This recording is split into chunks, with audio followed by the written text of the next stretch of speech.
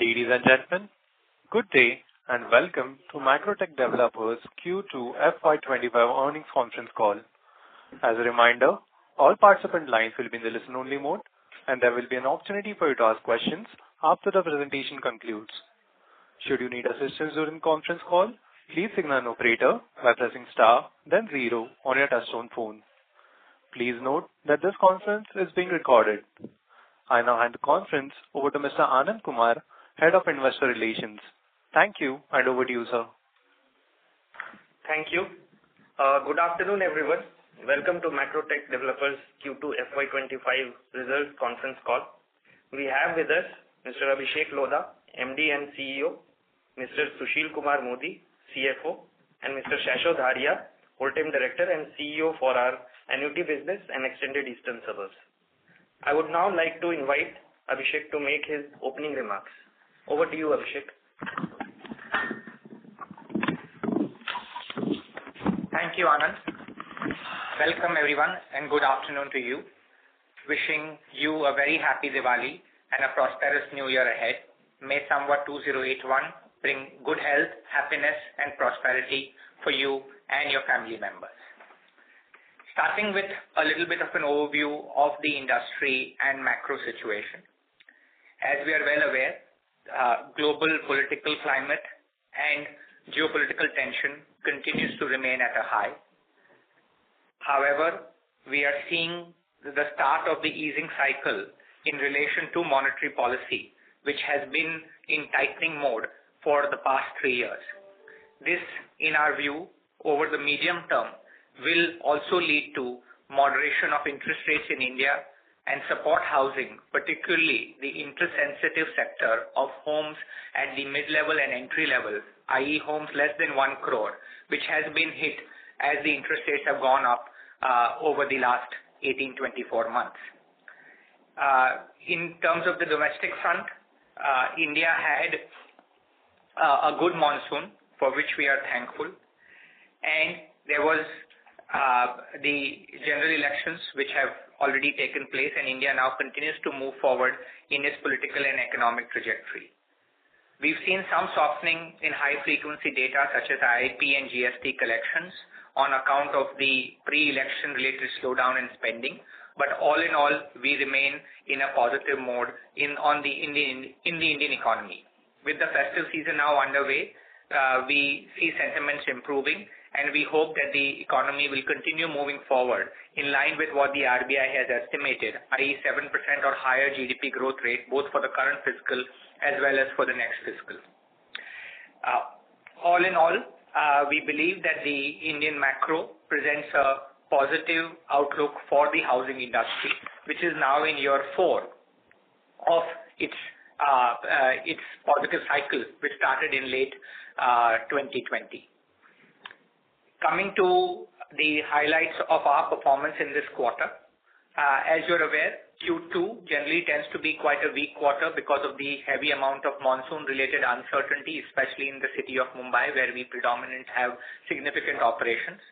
Plus, we end up having the inauspicious Pitru Paksh or Shraddh period in this quarter on most occasions. It was in Q2 in this fiscal compared to Q3 in the last fiscal. In spite of that, we had our best ever quarterly sales performance in this Q2 with sales of just under 43 billion INR, which was up 21% on a YOY basis. And with this, we have cumulatively achieved over 83 billion of sales for the first half of the fiscal, which is almost 48% of our annual pre-sales guidance. We have historically observed that the first half tends to be between 45 to 48% of the pre-sales for the full year. So we are already at the upper end of the range that we've seen in the past. This, of course, is in spite of the fact that on account of the impact of the elections in the first quarter, there had been a slowdown in approvals. But in spite of that, the company's wide base of projects, the fact that a large percentage of our sales continues to come from ongoing projects compared to new launches alone, has ensured that we are able to deliver consistent sales in spite of the backdrop, which was less than supportive in terms of the seasonality as well as the election impact. In terms of our embedded EBITDA margin, I'm pleased to inform you that our embedded EBITDA margin for this quarter came in at 34%. And this is despite the fact that 38% of our pre-sales for this quarter came in from JDA projects. So clearly, compared to our estimated full year guidance of around 31%, we are seeing higher profitability on account of the operating leverage that is kicking in as we scale up our business. In terms of price growth, we continued our disciplined pricing strategy, and the total price growth for the first half of the year is at about 3% YTD, which is in line with our guidance for a 6 to 7% price growth for the full year, which will be 200 basis points or thereabouts lower than the expected annual increase in income.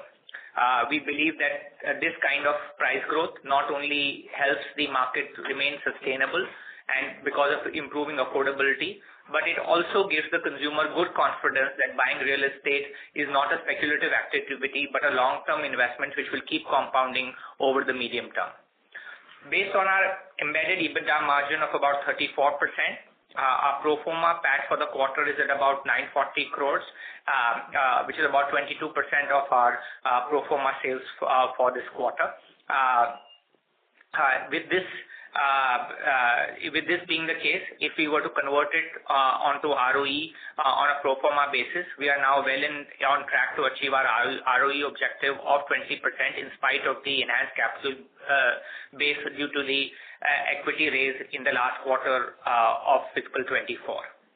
I am also pleased to inform you that our pilot phase in Bangalore has now been concluded successfully. As you're aware, when we when we entered Bangalore in mid-2021, we had mentioned that we would be in pilot phase for 2-3 years, during which period we will focus on building a strong local operating team, understanding local operating nuances, and making sure that we can showcase our delivery to consumers.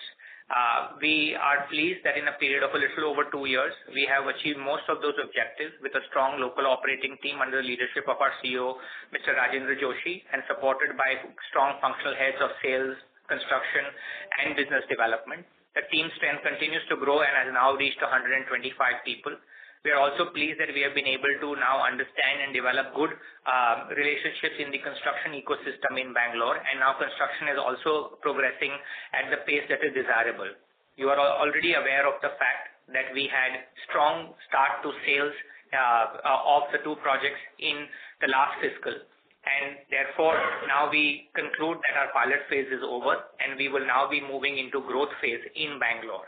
In line with this, we have now added 2 projects with cumulative GDV of about 38 billion INR, one in North Bangalore and the other in East Bangalore. With this, our available inventory in Bangalore is now up to about 60 billion INR, and the BD pipeline also continues to remain quite strong and provides us good visibility for scaling up in Bangalore over the next 2 to 3 years.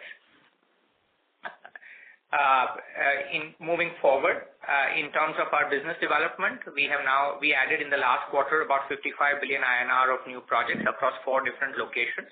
And with this, we have now achieved more than 75% of our full year guidance. This substantial pace of business development showcases the attractiveness of land Lodha to the landowners, and we continue to see a strong business development pipeline going forward too. At the end of Q2, our net debt stood at about 49 billion INR, which is 0.27 times of equity, well below our ceiling of 0.5 times net debt to equity. This is in spite of the accelerated business development which we did in the first half. And in the second half, we expect that our operating cash flows will increase significantly and our pace of business development will moderate. I would highlight another achievement in terms of our average cost of funds.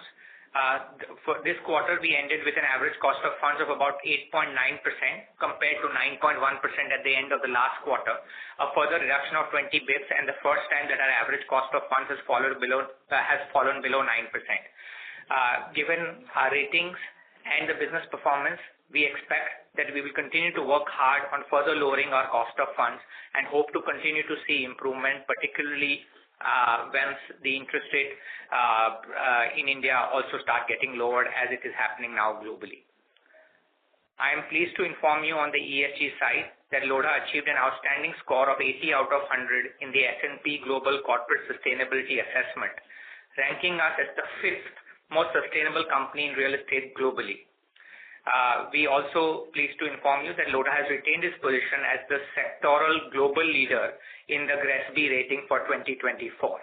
Both of these give us great satisfaction because not only are we growing the business in terms of our revenues and profitability, but I submit that we are also growing our business in terms of our reputation and our impact on society and the environment. Moving forward, I would like to highlight an important development this quarter in terms of what is happening in the extended eastern suburbs, i.e. Palava and Upper Thane, where we have significant large holdings of more than 4,500 acres. As we had mentioned in the last call, Palava and Upper Thane are going through a transition at this stage, moving from being lower mid-income locations to becoming upper mid-income locations, and also in select cases premium residential locations. However, it's even more heartening that a variety of different asset classes are now starting to kick in a meaningful manner at Palava. We've historically, of course, been residential-led. Over time, we've developed a modest amount of retail, and over the last 3 to 4 years, we developed industrial and warehousing income streams from Palava. At this stage, for the first time, we have closed a transaction with a global hyperscale data center player in Palava, where approximately 40 acres of land has been transacted at 12 crore rupees an acre. This transaction has now been concluded. It concluded in the month of October in terms of the cash flow being received. Thus, for those who have been tracking the company since our IPO, you will note that the value of land was about 2.5 crore rupees an acre when we listed in 2021. And now 3.5 years later, we have already concluded a transaction at 12 crore rupees an acre, a growth of almost is a 5x multiple. I would further want to share with you that we now have live ongoing discussions valuing the land at 20 crore rupees an acre. This move on now the land at Palava being valuable and usable for a variety of different uses, residential, mid-rise development, residential low-rise development, i.e. bungalows and townhouses, industrial and warehousing, of course support functions like retail and office, and now data centers, is a tremendous boost to the value creation and monetization of the land. If and when the transaction at 20 crore rupees an acre concludes, I would submit that the 4,500 acres, even at non-residential valuation, would itself be worth 90,000 crores in terms of the present value of the land. This was not even fathomable to us even 12 months ago, and shows that with having high quality land bank with good governance and good infrastructure, the value creation will continue to be, can continue to surprise on the upside. The next point that I'd want to mention is our rental income growth. We had mentioned that we would be aiming to have 15 billion INR of annual rental income by the end of the decade and 5 billion INR by fiscal 26.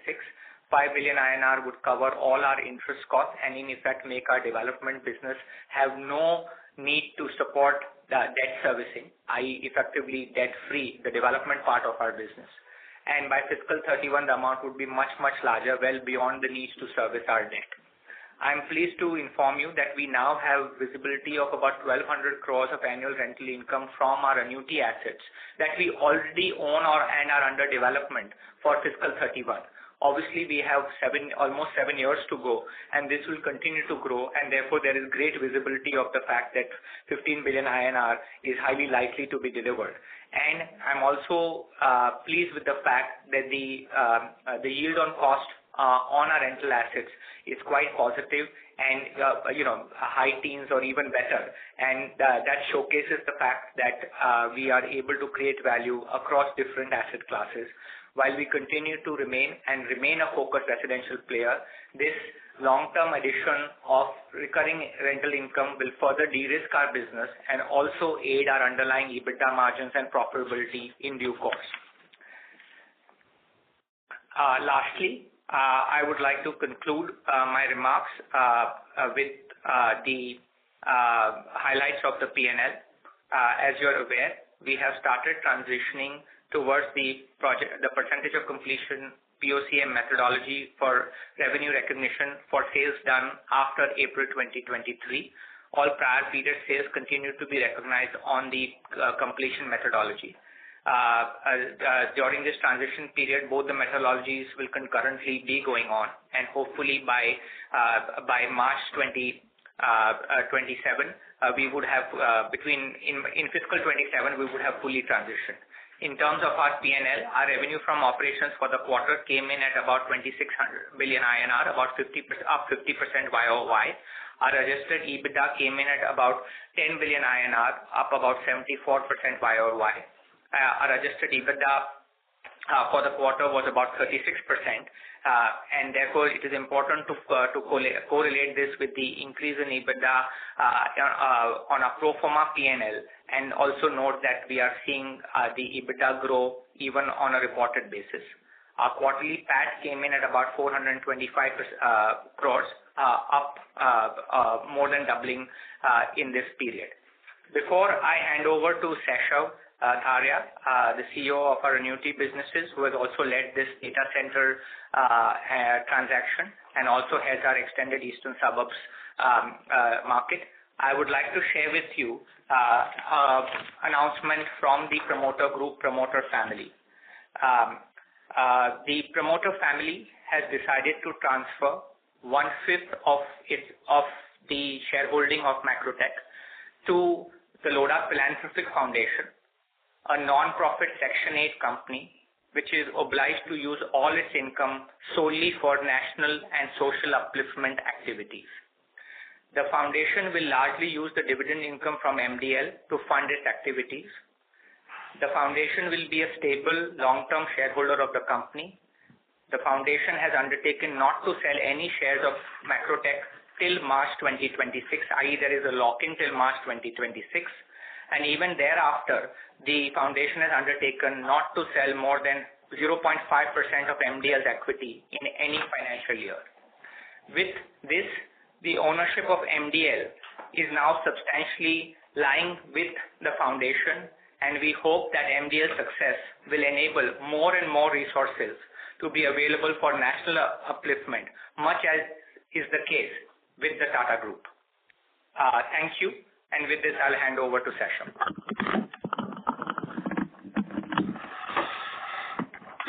Good afternoon, everyone, and thank you, Abhishek. So, just building on what Abhishek had said, I want to make 3 points. The first being a little more details around this data center transaction. Globally, the data center business is growing at about 25%. Asia Pacific, today, there's about 10 gigawatts of installed capacity, but in India, we are still at less than 1 gigawatt. With the explosion in data and AI, this demand is going to increase significantly in India over the next decade.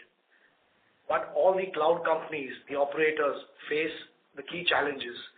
One, requiring land which is much larger and scalable, because the size of each setup for any one company has grown by 4 to 6 times what was happening in the last few years.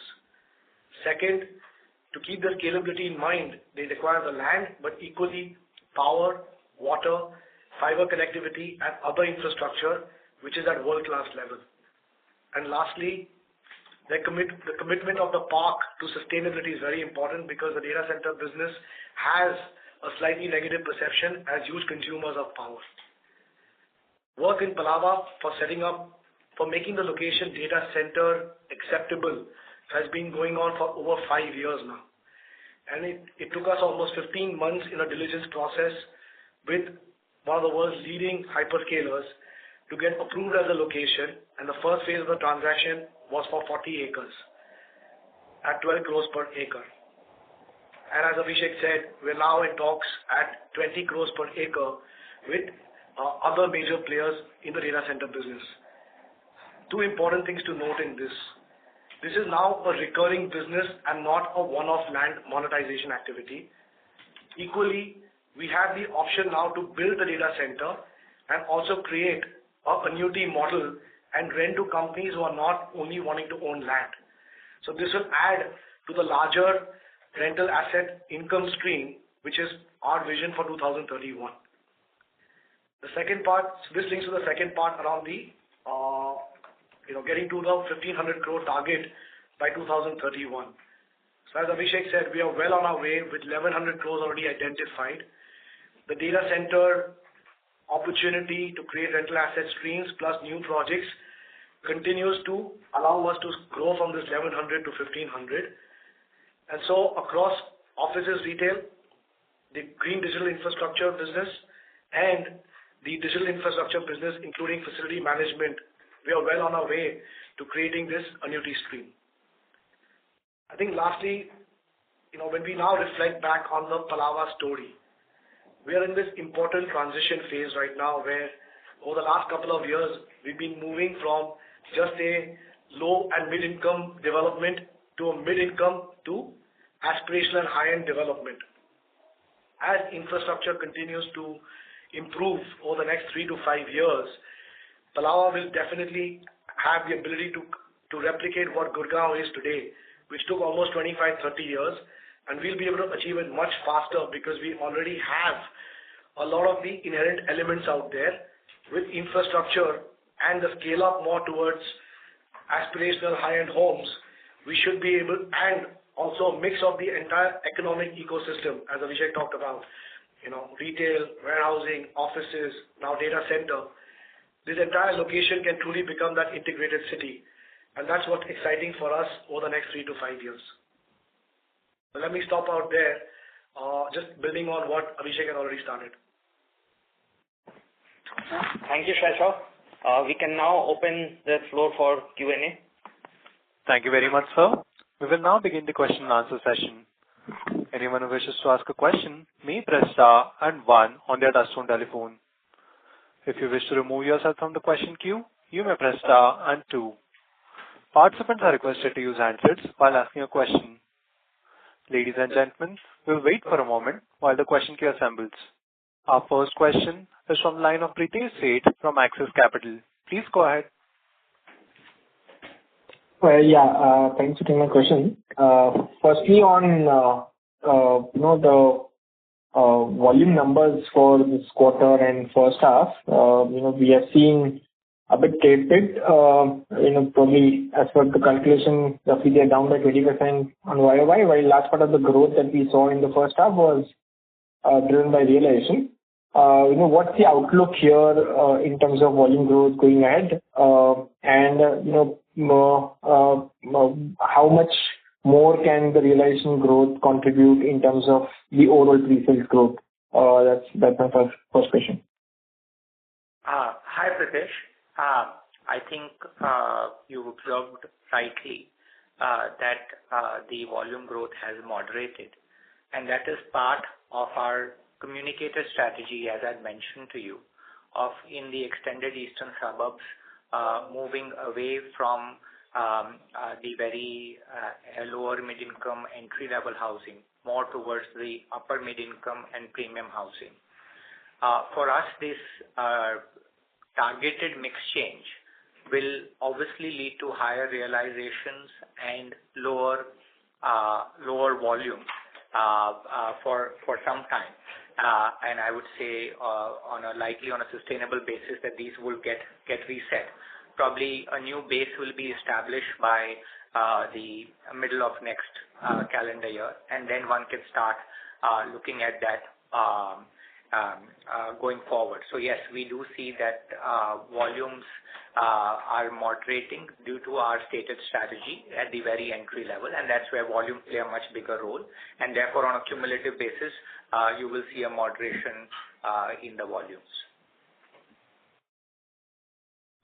Sure, that's helpful. And in line with that strategy, in Palava, where we are in terms of launching our luxury project there, last quarter call you stated Q4 or second half is the timeline? Where are we on the timeline? Yeah. So I would say is that Palava, as I said, there are a variety of things which are happening. There will be an upper mid-income launch in Q4. There will be a premium launch in Q3.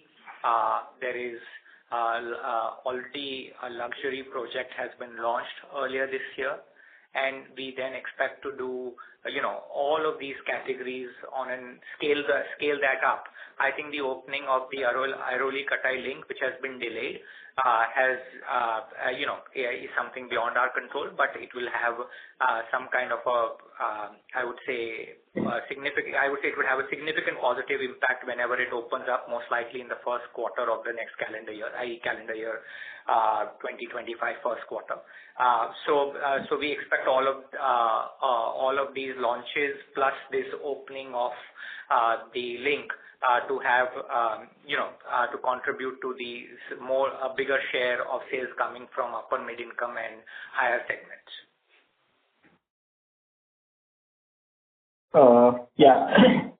Sure. And this quarter, and I suppose the sales that we had on the land side with the data center player was part of the extended eastern suburbs pre-sales that we have indicated. If I exclude that, then we were at roughly 200-250 crore pre-sales on the residential sales. What's the outlook going ahead here? I mean, large part of the growth will be reliant on the premium segmentation that we are looking to do there, or this quarter was just an aberration from the affordable mid-income, which had been our conventional segment there, and probably we'll see that recovery going ahead as well. Pritesh, the numbers are broadly correct, a little bit off, but they're broadly correct. But having said that, I think we are, as we've discussed in earlier calls too, in a planned transition away from the very entry-level housing and more towards the upper end of the mid-income and beyond. As a consequence of that, as we mentioned, we will be moving from a tilt of about 85 to 90% of our sales coming from lower mid-income and entry-level housing to that being moving to 50%, obviously over a period of 3 years. What does that mean in terms of your direct question? It means that this quarter was an aberration. It was an aberration, expected aberration again, partly driven by the fact that the monsoon tends to affect that segment quite a bit. They don't typically have their own transportation. And so typically Q2 had some impact, partly also with the fact that we didn't plan or do any launches this quarter. So overall, if you were to look at the sales numbers for Palava, just excluding anything to do with the data center, we are, in spite of the transition plus the delay in the opening of the Airoli tunnel, we feel good about the fact that we will match or exceed last year's number, and then obviously the impact of the Airoli tunnel plus the data center will be further positive beyond that. Sure, got it. And then one last, since Maharashtra as a state is going for election, how much of risk we have in terms of launches, etc. And I know, we are not too much launch dependent. We have enough inventory, but just from industry level perspective, do you see some slowdown in terms of launch activity? Considering generally there is some delays in terms of approvals, post-election, etc. So what's your outlook there? No real outlook. Like these things are truly unknown and are not possible to have a outlook on. The way we deal with it is to make sure that we plan our launches around these periods in advance, which we have done.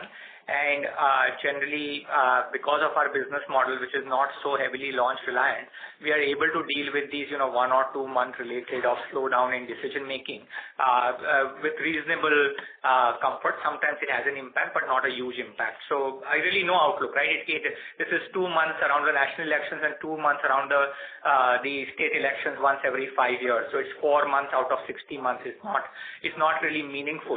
It just happens in Maharashtra that it tends to come in the same year each time.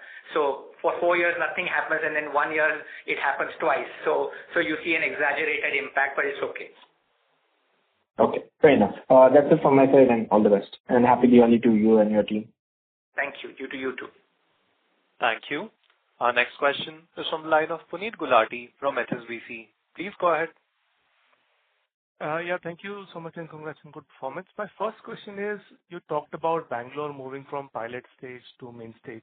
What does it really mean? I mean, how would your capital commitments and pace of execution change?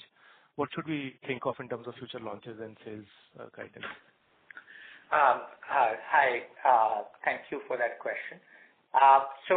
In terms of moving from pilot phase to growth phase, as you know, we expect to move from our present market share of between 2 to 3% of sales in Bangalore for last fiscal. We did about 14 billion of sales. To move to more to 15% of the Bangalore market by the end of the decade. So what that implies is we hoping to gain about 2 percentage points of share, on average each year. We would expect probably this year to be higher than last year in terms of pre-sales. So we would want to be somewhat higher, but it's come in the middle of the year, so we won't get the full 2% impact. So hopefully we close this year, let's say, somewhere around 18 to 20 billion of pre-sales. And from there onwards, one hopes to add about 1.5 to 2 percentage points of market share each year in Bangalore from fiscal 26 onwards.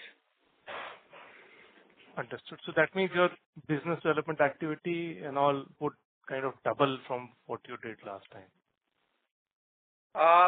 Double from what we did last time. When you say which year are you referring to? I mean, the previous FY'23, for example. Yeah. FY'23 we only had two projects which we did as pilots. So obviously FY'23 and FY'24 were very muted from a business development perspective. But what I would say is that overall, the way to look at our business development is our stated business development targets, which tend to be in line with the projected sales for the next fiscal, and then to look at our net debt guidance, which is to remain well below 0.5 times net debt to equity. So we, for us, those would be probably easier ways to understand what our business development will look like. Understood. And secondly, on your data center business, I also see there is a huge balance investment you planned out for almost 24 billion rupee. So what all do you intend to do in data center? Just provide the buildings or actually provide the data center services as well with MEP, etc.? So as it stands right now, the information that you see on our digital infrastructure only relates to our warehousing and industrial parks. Right now, there is no rental model of data center built into it, though that is something that will come up in the next fiscal onwards. We are just learning the data center business currently. The first park is going to start construction maybe in 6 to 9 months' time, and we'll learn. So that will come later along the way. Right now, this is, all warehousing and industrial. We have 2 parks in Mumbai, one in Chennai, and one which we are hoping to close in the NCR in this quarter. So that's really the investment. We've also bought out the stake of CDPQ in the business, and therefore our economic interest has grown from 1/3 to 2/3. So referring to slide 19, where you talked about 24.17 balance investment in digital infrastructure. So that's... Yes. So that is the industrial and warehousing part of our digital infrastructure initiative, because right now we are not doing any data centers for rent. The transaction we've done is where we've sold land to a global hyperscale player to build their own data center. They will be building their own data center. We might help them with the building. Understood. And thirdly, if you can comment on, your experience in approvals in Mumbai, Pune, and Bangalore, any slowness you're seeing or any change in stance there? No, I think it's all, predictably, it's all predictable. I think, for us, approvals in Bangalore take longer because we are new there. So any new player in a market probably has to add 3 to 6 months beyond what a conventional local player would need. But other than that, I think, approvals are pretty standard. Understood. That's helpful. Thank you so much and all the best. Thank you. Thank you. Our next question is from the line of Abhinav Sinha from Jefferies India. Please go ahead. Hi. Congrats on strong numbers for the quarter. So question to Shashav on the data center part. When you're talking about the sustainable sales in this location, so what is the sort of opportunity we are looking at? I'm sorry, could you repeat that?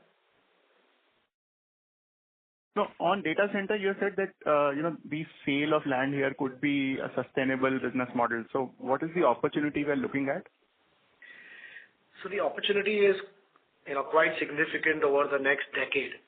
The demand is growing in India or in a location like Mumbai in particular at probably 40-50% annually.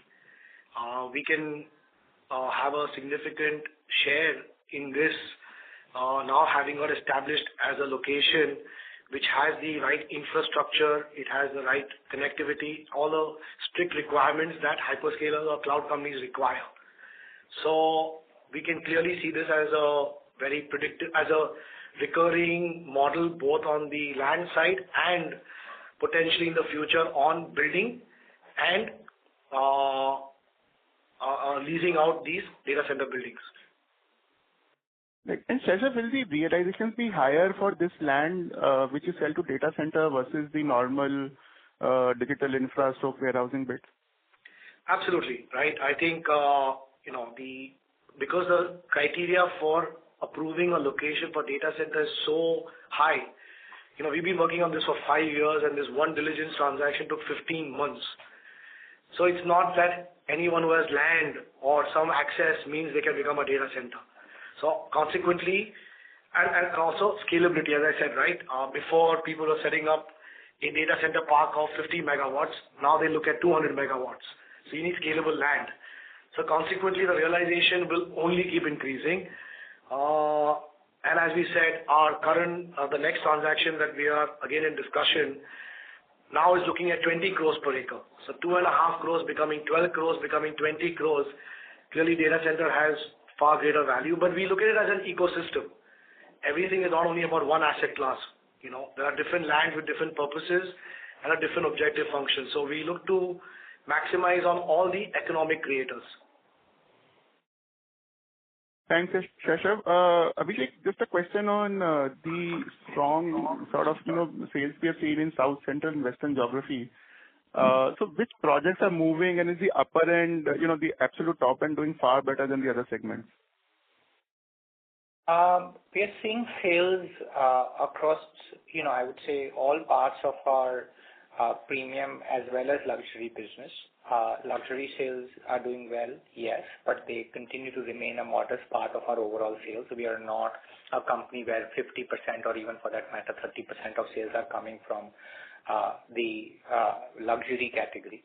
The premium segment is doing well. The for sale offices are doing well. So we are seeing, across the board this strength in sales from in the premium as well as the luxury category.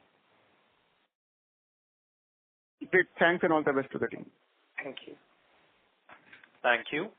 Our next question is from the line of Kunal Tayal from Bank of America. Please go ahead.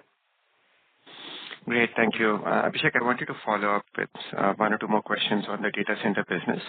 Firstly, I think at a big picture level, of course, I understand that both power and location, which is access to sea cables, is very important here.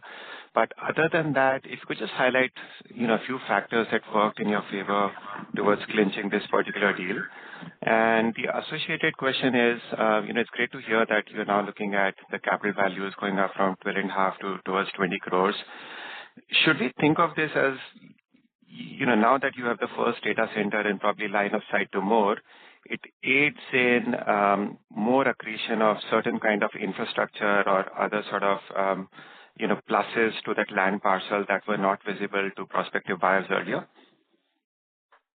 Yeah, so I'll request Shashav to answer the first part of the question, which is a little bit more around the competitive advantages that we have in Palava for data centers. And then I'll come to the second part of your question. So I'll just hand it over to Shashav for the first part.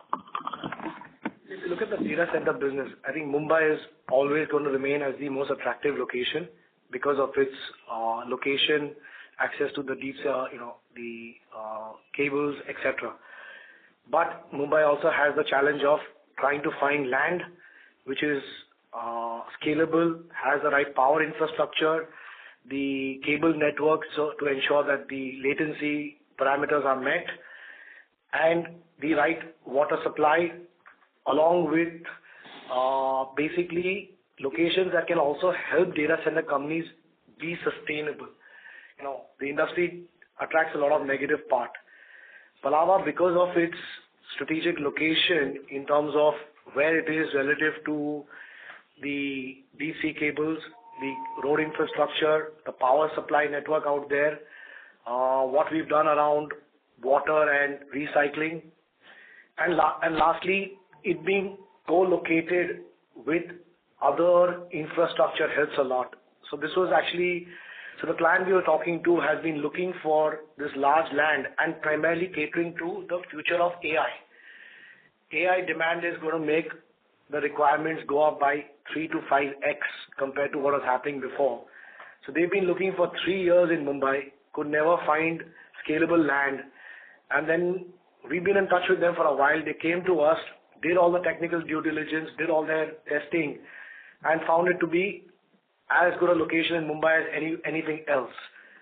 So this is now the competitive advantage of getting approved as a location which meets all the technical parameters, has the scalability, and more importantly, the ecosystem for this setup to happen linked to the larger other economic activities. So that's why it's become a competitive advantage. And lastly, because of our own capability in construction and development, they want to look at us as an option for developing their building itself, because they feel we can do it far faster than them doing it on their own. So the ability to be a land provider with infrastructure, with master planning, and a developer, all of this becomes now truly Palava's competitive advantage. I'll let Abhishek answer the next one. So Kunal, in terms of what this does from a business and value accretion or unlock perspective, the first thing to note is this is not a replacement for any existing use of land. This is a fast tracking of the use of land, right? What revenue we will make, or what margins we'll make from the residential we will make, what we'll make from the office and retail we will make, what we'll make from the industrial we will make, and we will probably slow down on warehousing because no longer are the values supporting warehousing. But this is a completely new category, which even 12 months ago, while Keshav and team have been working on it, 12 months ago there was very little light at the end of the tunnel. And now we have a transaction at 12 crore rupees an acre, and as you know, the first transaction to establish a location is always at a discount, which is the reason why the true value discovery of maybe close to 20 crore rupees an acre is likely to happen, we hope, over the next 2 to 3 quarters. We think that the data center business, given the overall scale up in AI, if NVIDIA can be valued at what it is valued at, clearly the world believes that AI is going to scale up in a very, very large way. And I would say is that in a very small manner, the data center part of Palava is really a proxy to the AI scale up and the data scale up in India. So we see this as a completely new category. Not only does it sort of help monetize the land faster at very good values, but it is all incremental. Overall, I think realization from residential and realization from data centers, not immediately, but I think over the next 2 to 3 years might start converging.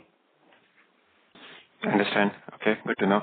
And just one quick follow-up on the residential side of the business, Abhishek, if you could sort of share your views on what trends you are seeing around land prices in Mumbai, and is any of that sort of posing any bit of challenge to a 6 to 7% pricing escalation for yourself, or still all within comfortable levels? Thank you.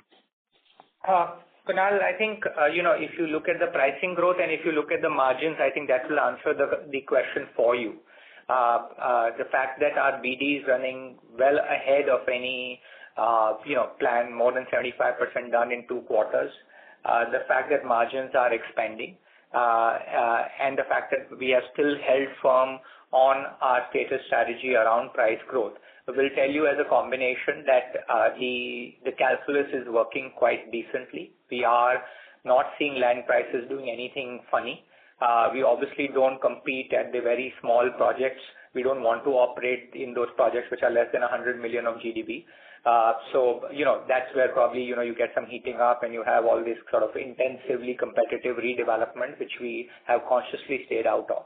But when it is projects of any scale, I think the market is pretty efficient right now in terms of what margins it is leaving on the table, keeping in line the fact that price growth is a reasonable and one which improves affordability rather than, highly speculative double-digit price growth.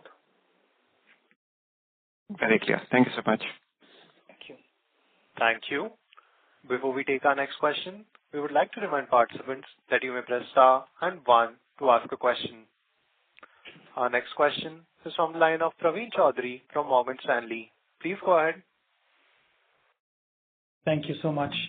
Hi Abhishek, congratulations on your announcement of the foundation. That's very generous. I have two questions. The first one is on page 19 of the presentation where you mentioned FY'31, you're hoping to get 12 billion of rental income. Would you be able to provide some kind of guidance by slightly near term, let's say FY'27, of the same rental income? The second question is related to data centers, which obviously is very exciting for everybody. We just want to understand your long-term strategy here. It seems like initially you will sell land, then you will build the bare shell and rent it. Would you go all the way in terms of becoming data center technologically more advanced, building co-locations so that you can capture a higher percentage of the value chain in this one? Or you just want to be the landlord and let someone else take care of technical aspect of it? And connected to that one, you mentioned you have 4,500 acres in Palava. What part of that land are you earmarking for data centers over time? Thank you. Thank you, Praveen, and thank you for your compliments on the foundation. We think that as businesses, it's very important for us to know that we exist in a nation and a society, and we are duty bound to use our success to make our society better off. So we hope that we can do our bit in this manner. Coming to the questions that you had, in terms of our projection of income for fiscal 27, we have given a projection for fiscal 26, where we hope to end at a run rate of about 5 billion INR. So that will not be the full year number, but the run rate at the end of the year should be at around 5 billion INR, and therefore for fiscal 27, you will have that 5 billion plus something more, so you can say close to 6 billion INR for fiscal 27. Though I don't have an accurate current projection for fiscal 27, I have one for fiscal 26. In terms of the data center business, we currently foresee ourselves as the infrastructure providers. We provide the land, we provide the approvals, we help with the construction. Over time, we migrate into owning the bare shell and renting it out to the players. We haven't quite frankly understood the value chain beyond that or understood whether it makes sense for us to play in it or not. Historically, we've been quite conservative in focusing on what we do well. We know that in building the built infrastructure, we have a clear and significant competitive advantage. So we feel very comfortable playing there. Anything beyond that is generally not our piece of cake, but as we learn this business, we will evaluate. In terms of our 4,500 acres of land at Palava, 2 points I'd like to make. One, we do replenish a big chunk of the land that we use in a year. So it's not that 4,500 acres is some fixed number and it will keep diminishing as we use it up. So to that limited extent, it is a annuity, it's a perpetual income stream. The second point is that we haven't specifically earmarked any space that will only be used for data centers because all our land is multi-use. We don't have to use it for data center. We don't have to use it for residential. We can use it as is best suited to the needs of the development of Palava city. I think we expect that around 50 acres of land per annum should be used towards data center. But who knows, over time that could even further move around. Very clear, Abhishek, and thank you so much. Congratulations again. Thank you, Praveen. Thank you. Ladies and gentlemen, as there are no further questions, I would now like to hand the conference over to Mr. Anand Kumar, Head of Investor Relations, for closing comments. Thank you everyone for joining the call today. I hope we have been able to answer all your questions. If you have any further questions or would you like any information, we'd be happy to be of assistance. Feel free to contact with the IR team or me. On behalf of management, I once again thank you for taking time to join us today and wish you a very happy Diwali. Thank you. On behalf of Macrotech Developers Limited, that concludes this conference. Thank you for joining us, and you may now disconnect your lines.